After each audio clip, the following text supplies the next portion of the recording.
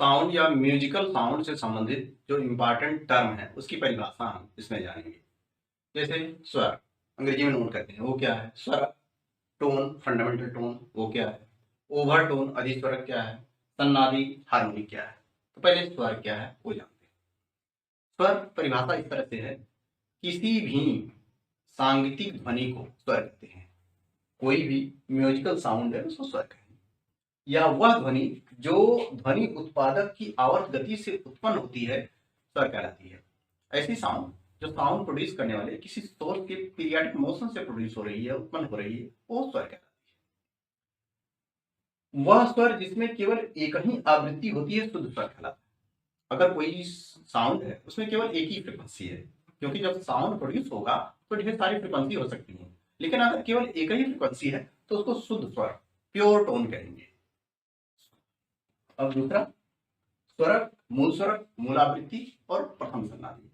स्वरक, किसी स्वर में उपस्थित निम्नतम आवृत्ति वाले घटक को स्वरक या मूल स्वरक कहते हैं। जो साउंड प्रोड्यूस हो रही है उसमें सबसे कम फ्रीक्वेंसी वाला जो कंपोनेंट है, जो साउंड है सबसे कम फ्रीक्वेंसी वाली, उसी को हम स्वरक, टोन या फंडामेंटल टोन कहते हैं। और उसके संगत फ्रीक्वेंसी, इसके संगत आवृत्ति को हम मूल आवृत्ति, फंडामेंटल फ्रीक्वेंसी अथवा फर्स्ट हार्मोनिक, प्रथम सन्नादी कहते हैं। कोई साउंड प्रोड्यूस हो रही है उसमें सबसे कम फ्रीक्वेंसी वाला है तो वो साउंड आपकी स्वरक या मूल स्वरक कहलाएगी, और उससे संबंधित जो फ्रीक्वेंसी है वो फंडामेंटल फ्रीक्वेंसी या फर्स्ट हार्मोनिक कही जाएगी। अधिस्वरक, ओवरटोन, किसी ध्वनि में उपस्थित वे स्वरक जिनकी आवृत्तियां मूल स्वरक से अधिक होती हैं अधिस्वरक कहलाते हैं। कोई साउंड प्रोड्यूस हो रही है उसमें ढेर सारी फ्रीक्वेंसी है, तो सबसे कम वाला को तो हमने स्वरक, फंडामेंटल टोन कर लिया, लेकिन उससे अधिक जो फ्रीक्वेंसी वाला है वही ओवरटोन कराते हैं, अधिक स्वरक कराते हैं। मूल स्वर की आवृत्ति के बाद बढ़ते क्रम में आने वाली उच्च आवृत्ति के स्वरक को क्रमशः प्रथम अधिस्वरक, द्वितीय अधिस्वरक, तृतीय अधिस्वरक इस तरह से कहते हैं। मूल जो आवृत्ति है उससे अधिक वाले जितने सभी आवृत्तियां हैं बढ़ते क्रम में प्रथम अधिस्वरक, द्वितीय अधिस्वरक, तृतीय अधिस्वरक एक कहलाते हैं। हार्मोनिक, सन्नादी, जब अधिस्वरक की आवृत्तियां मूल स्वरक की आवृत्ति की पूर्णांक होती है तो उन्हें सन्नादी कहते हैं। जब ओवरटोन, वही ओवरटोन जिसकी फ्रीक्वेंसी फंडामेंटल से अधिक है, तो जब ओवरटोन की फ्रीक्वेंसी फंडामेंटल की इंटीग्रल मल्टीपल, पूर्णांक गुणांक हो, तब वो हार्मोनिक कहा जाएगा। यानी ओवरटोन को ही हार्मोनिक कहते हैं तब कहेंगे जब ओवरटोन की फ्रीक्वेंसी फंडामेंटल की इंटीग्रल मल्टीपल यानी पूर्ण गुणक हो। पूर्ण गुणक का अर्थ हुआ कि 2 गुना, 3 गुना, 4 गुना इस तरह से हो। यदि मूल आवृत्ति का समगुणांक है, ओवरटोन की फ्रीक्वेंसी मूल आवृत्ति का समगुणांक है तो समसन्नादी, इवन हार्मोनिक। विषम गुणांक 8 मल्टीपल है तो विषम सन्नादी, 8 हार्मोनिक कहते हैं। यदि अधिस्वरक की आवृत्ति मूल आवृत्ति की 2 गुनी है तो द्वितीय सन्नादी, 3 गुनी है तो तृतीय सन्नादी, इस तरह से ये कहे जाते हैं। अब जैसे उदाहरण आपको दें तो आपको क्लियर हो जाएगा। जैसे मान लीजिए स्वर, स्वर क्या है, स्वर में क्या चीज होता है, स्वर ये नोट, नोट में 2 चीज होगी, एक होगा स्वरक, स्वरक टोन, दूसरा होगा अधिस्वरक जिसको हम कहते हैं ओवरटोन। ये 2 चीजें होंगी, टोन और ओवरटोन होगा साउंड में, अरे सॉरी नोट में। अब ये स्वरक की फ्रीक्वेंसी सबसे कम होती है। जैसे उदाहरण के तौर पे कोई स्वर प्रोड्यूस हुआ और उसकी फ्रीक्वेंसी है 100 हर्ट्ज, ये दूसरा उसमें फ्रीक्वेंसी है 150 हर्ट्ज, तीसरा फ्रीक्वेंसी है 170 हर्ट्ज, चौथा फ्रीक्वेंसी है 200 हर्ट्ज, पांचवा है 300 हर्ट्ज, 400 हर्ट्ज और फिर उसके बाद 450 हर्ट्ज, इस तरह से। तो जो सबसे कम फ्रीक्वेंसी है 100 हर्ट्ज है, इसको हम फंडामेंटल फ्रीक्वेंसी कहेंगे। इसके करस्पॉन्डिंग जो साउंड है उसको हम कहेंगे टोन या फंडामेंटल टोन। इससे अधिक जितनी फ्रीक्वेंसी है 150, 170, 200, ये सभी ओवरटोन है, ये सभी ओवरटोन।